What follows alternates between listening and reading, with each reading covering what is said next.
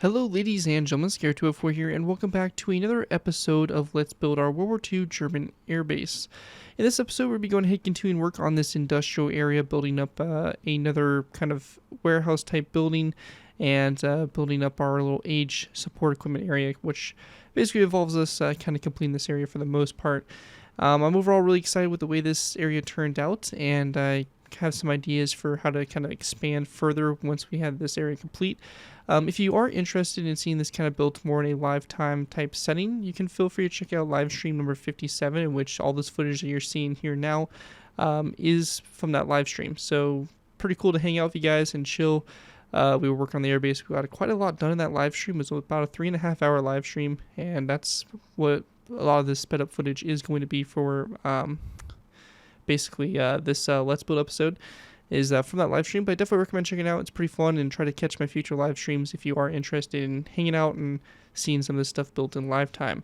But yeah, this area here, just kind of working on the age equipment area, really just trying to finish it off, all the final details and all that fun stuff. And overall, I'm pretty happy with the way it came out, and we'll kind of take a look a little bit deeper once we get into the live playthrough, once we finish off this time lapse. But I'll let you guys enjoy the time lapse here for a little bit, and I'll pop back in whenever we have something new come up, and I'll talk about that there.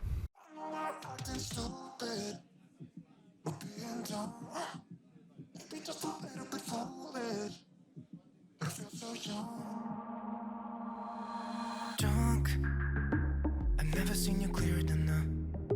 We're flying high, floating somewhere up in the clouds. The next part of the build we start working on is this little machine shop here, which is designed to be basically our engine shop. Now, we don't have any interior in it just yet, but hopefully in the future we'll come back and revisit some of these buildings and give them a nice little interior. But yeah, this building here is pretty unique in the sense that it's my first time building a building that has those triangle type shaped roofs. And once you kind of see the building a little bit more completed, you'll see exactly what I'm talking about with these roofs. I absolutely love this building. It's probably one of my favorite ones on this map so far, just because it's very unique. And this was kind of a trial run. I plan on doing a couple more of these type buildings with this style of roof, but I just think it's very 1940s-esque vibe and just looks really good in the area that it is. Going out of ourselves, can you feel it? Almost like I don't know if it's real, cause when we're doing our thing, we're like wheels that won't stop turning. So take me on a trip, now, trip, oh, flick. Alright guys, moving into our next segment, we have the start of our first kind of anti-aircraft gun positions built into the airbase.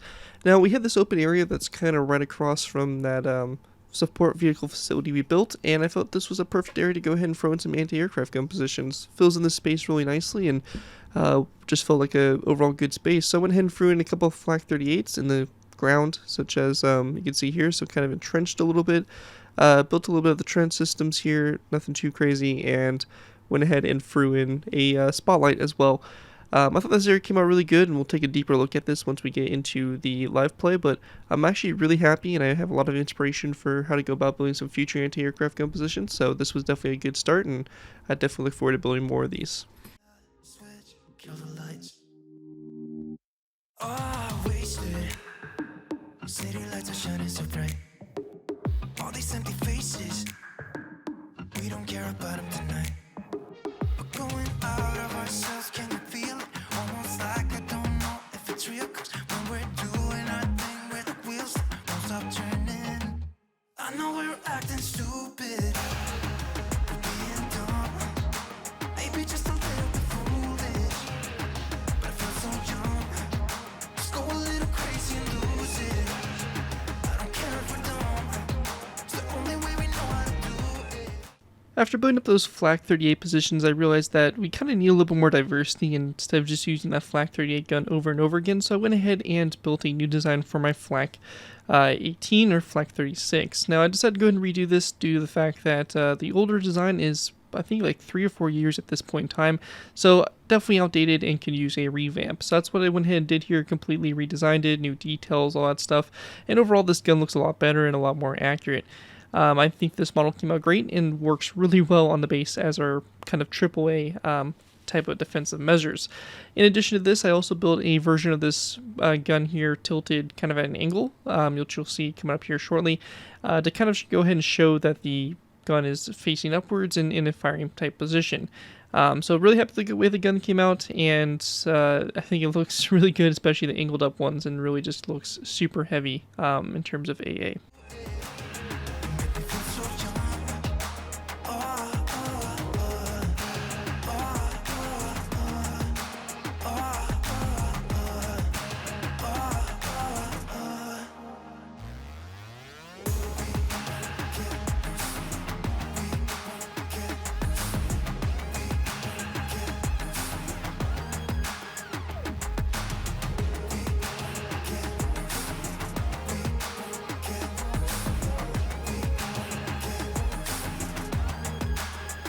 So take me on a trip, oh, flick that switch, kill the lights. I know we're acting stupid, we're being dumb, maybe just a little bit foolish, but I feel so young, just go a little crazy and lose it. Well, hopefully you all enjoyed that time lapse. I felt like it was a really good time lapse. We actually got quite a bit done in this episode, so I'm really happy to show the progress and all that stuff. And I had a really good time hanging out with all those that were in the stream. So thank you so much for those that tuned in and were hanging out and made it a fun time and all that stuff.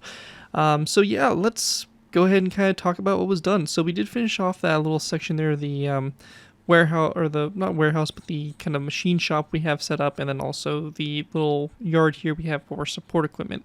So we completely finished those two sections off. I mean, besides interiors, which we may come back to later on in the future. And we also started work on some of our anti-aircraft gun positions, which I kind of talked about in some of the previous episodes, how I want to have anti-aircraft guns located around the map in basically defensive locations to help provide anti-air for the airfield. And that's one of the things I really like about World War II airfields and stuff like that, is you're really going to have a lot of anti-air defenses and stuff like that, as compared to a more modern airfield where we really don't see that kind of stuff. So let's go ahead and dive into taking a look at everything that's been done. And I gotta say, this area right here is starting to shape up to be my favorite area. Just the amount of detail on it is so nice, and we finally actually have this kind of area, this hangar front area, kind of complete. So we'll kind of work our way down that way a little bit later. We're going to go and start off with our yard here. So our yard, we went ahead and finished off, really just kind of finishing the ground, putting in some more equipment and stuff like that, basically the same stuff we had earlier. And we also have these little Kettenkrads, which upon research, it actually appears that the Luftwaffe actually used Kettenkrads as basically tractors to go basically transport smaller equipment around basically wherever it was needed. So that's kind of a cool thing. So I decided to go and throw those in there, kind of parked. We have obviously our lights here. We built this little building here that's supposed to be like a little refueling station, I guess, for this equipment here. So it's nothing too fancy, but just a simple little refueling station. And you have basically trucks or space right here where a vehicle can pull up to the side and get filled up. One thing I went ahead and added to that I thought was pretty cool was this truck here. So we have like this Opel Blitz that's kind of been parked and or tucked away in this corner that's kind of been forgotten about. It's kind of rusted out. It's just very old. Looks like it's been sitting here for a while. So I thought it was a fun little build to do. I mean, it's kind of fun and just kind of adds a little bit more life to this area. It kind of shows its age and all that. And I definitely think that over time I'll be adding some more things here and there, kind of scattered around this little section here. But for the most part, I think I'm happy with where it's currently at, and anything else I kind of add to it will be a plus. We then have this shop right here, or this I guess you can say a shop. It's a machine shop. In the future, if I do get around to doing interiors, this right here will be basically an engine shop. So they will be the ones working on the engines for probably our BF-109s and our JU-87s, which we'll for sure be having on the base, and any kind of smaller aircraft. So just a kind of a simple little shop here. I think it's kind of cool, kind of like a warehouse type thing. Kind of thinking that maybe it used to be a warehouse and they kind of converted it into an engine shop or something of that sort. As you kind of have like this loading dock here, right next to the crane, or right next to the train tracks, and just overall really looks cool. I absolutely love this building just due to the fact it has this triangle roofs. is something I've always liked with industrial buildings. I think it just is so kind of iconic with those types of buildings that I just really wanted to include it. And this was kind of a trial run because I'm thinking that we're going to have a giant warehouse next to this one that's going to have basically a similar styled roof. Obviously a little bit more detailed and a little bit larger, but kind of running right here, I guess, parallel with this facility right here, because I think it would make sense to put a warehouse right here, since it's kind of our train depot or hub, I guess you can say. So that's kind of the plan for that. Maybe putting in a big warehouse right here, which we may see some work on in the future, and just kind of talk about future plans for the area. I'm thinking about basically making a bunch of shops that are going to be lined up here. Considering the idea of maybe another hangar located right here. I'm not 100% sure if I want to do that or not, or just make this basically like empty field. But we have plenty of room on the other side of the runway, so I'm thinking maybe like another hangar here probably wouldn't hurt. Again, though, I don't know exactly how I would want to go about doing that. If I want to have it a little bit larger, if I want to have it, how exactly I want to position it. So that may be something I'll be messing with in the future. I'm not exactly sure what I want to do for that, but that's something we'll be coming back to, and obviously our runway will continue toward that back section, or I should say our auxiliary runway. Going ahead and moving into the anti-aircraft gun positions. This is some things that I really love the way it came out. This first position here, we kind of have a double flak 38 position with a searchlight. So one of my common things I want to do is I want to have searchlights mixed in with our anti-aircraft gun position, because I think it would make sense to have spotlights here to basically coordinate with our anti-aircraft guns to basically create a firing solution, I guess, at enemy aircraft. So I thought the spotlight here definitely was a good add to it, and it just kind of makes this really look fortified. It's probably one of my favorite positions that we built so far. But it's a pretty cool position. Lots of good detail. Went ahead and did a little bit of camouflage netting that goes over the trench here, kind of to hide it a little bit better. And then also over here we have the generator. So one thing that you need for these lights here is obviously generators. So generators were widely used to supply power to these lights, and that is basically what we have here. So we have a little generator here, and actually goes and it connects up to the basically this light here. So it's a little details like that, and this looks a little weird. Looks like it got messed up a little bit with copy and pasting, but basically it's just designed to kind of connect up there and supply power to the spotlight, which I thought was a pretty cool design there. And we have some like fuel drums here or something like that to refuel it. I don't know, just some extra little detail. And then we have obviously our flak 38s. They're all hand operated and cranked and stuff like that, so they don't require power. But we have one of those right here. And actually in the middle here in the trench we have a little ammunition dump, so ammunition there for these guns. And then we have the secondary gun, or the second gun over here on that side. So I thought it was pretty cool. I love that position. I really think it came out cool, and I think that's kind of like the poster child, I guess, for future anti-aircraft gun positions. Doing maybe some quad flak positions or something like that, I think would be really cool. So that right there is kind of that position. We also have a single flak 18 or 36, whichever we want to call it, position here, which this is a whole new design for the gun, which I went ahead and designed, and you saw in the time lapse. So this right here is kind of its own solid position, just located right here. I thought an anti-aircraft gun would just be fitting right there to fill in that space, and it looks pretty good. As we work our way down further, we have all the detail that's or the grass that's been put in for this, for the areas between the hangars, some trees and stuff like that. So this has all kind of been detailed up and given a little bit of character and all that stuff, which I think looks really nice. As we progress over here, we have the kind of this taxiway into this hangar here complete. So that's finally been done and added in. And we then have basically another section of anti-aircraft gun batteries. And this is located here kind of by our fire station, this empty space. So we finally filled in this empty space with something. And it's a pretty cool position. We have basically two flak 18s, plus 36s with basically a spotlight for each one. So again, putting the spotlights in and have that coordination between those flak 18s. I also wanted to kind of go ahead and throw in a little bit of a fun thing, and I went ahead and put some camouflage netting around one of the flak 18s, and I must say I think it actually looks really, really cool, especially with shaders. And you get down here, you really kind of get like that feel, it's pretty cool. It really does look like camouflage netting kind of on the ground, stuff like that. So absolutely love this kind of position, and I'm hoping to maybe do some more of these type of camouflage netting areas over some of our anti-aircraft guns. Obviously probably more like the longer barreled guns such as the flak 18s will probably have more camouflage netting as compared to the 38s and all that stuff. So we have the spotlights here, get little details here. We have a radio. Since this is kind of like a bigger anti-aircraft position, I decided to put a radio in there to help coordinate, and I would imagine that those positions there would all be linked together or something of that sort. We have a power generator that's kind of been rolled into place here. It doesn't have a permanent structure or a permanent generator placed down. So this was a common theme of actually using the Flak 18 kind of wheels that would be able to be attached to it for this generator type unit. So this is a common type of generator that was used during the war, and again used to provide, or basically for spotlights. And you can see we have a position here. We have some wiring, or basically cables that run to this light, and then a cable that runs through here, through this position, wraps around and connects up to this spotlight as well. So lots of really good detail in that, and I just love the look of the guns kind of position here. I think it just adds so much to it, and just makes it look really, really World War II-ish with the spotlights and those anti-aircraft guns. Just looks really good overall. I'm actually absolutely loving this airbase, and especially this area right here, the amount of detail and just like the greenery, the trees, the anti-aircraft gun positions, just really all come together and look really good. And obviously this is just a small portion of the base. We're going to have obviously more anti-aircraft gun positions in various places, but you can see there's no organization to it. It's kind of sporadic and it's kind of thrown around. And part of the reasoning behind this is, quite frankly, I think that things look a lot better when they're not, super organized and, laid out perfectly. And also, it would make sense. I mean, these airfields weren't under threat of bombing.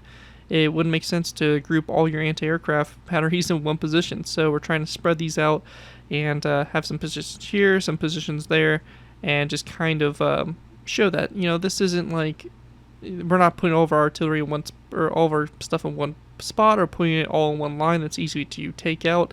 It's kind of spread out, kind of doing its own thing, angled at different directions, and fortified, and I think it just looks good. I think it really does look good, and this base does look super defended, even just with these small amount of guns on it. I mean, we're gonna have obviously more, but overall I'm just super happy and with the way this has been coming together so far. But that really is all that we have to cover here in this episode. I think we got a lot done. This whole area is really starting to come together, starting to look good detail wise. There's still things I need to add detail in here and there. Like, I feel like some of these areas back here are a little plain, and they can definitely use, a little bit of fixing up and stuff like that. And that's obviously something we'll get to and touch on in future episodes and stuff like that, or future live streams. So that right there is going to pretty much do it. I do want to go ahead and give a big thanks to Derek Frost for helping out on this episode. He did build some things and just helped kind of with miscellaneous tasks and all that stuff. And he's also the one that changed this runway. So you might remember that this runway here was originally these 3 squares wide.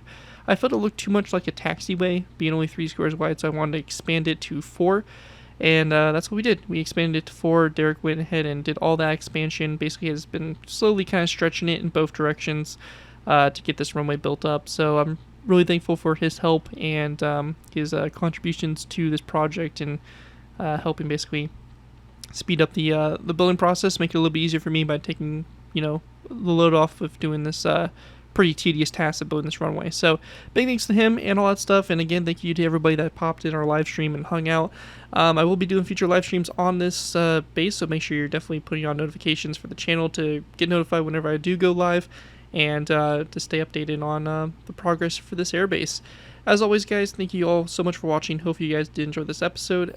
And, of course, I'm always looking for feedback and stuff that we can add to the base and what we can improve upon. So definitely be sure to let me know down in the comments below what you think needs to be added to the base, what you think looks good, what you think we should continue doing. Just whatever feedback you have, be much appreciated. I mean, this base is kind of it's something that you don't really.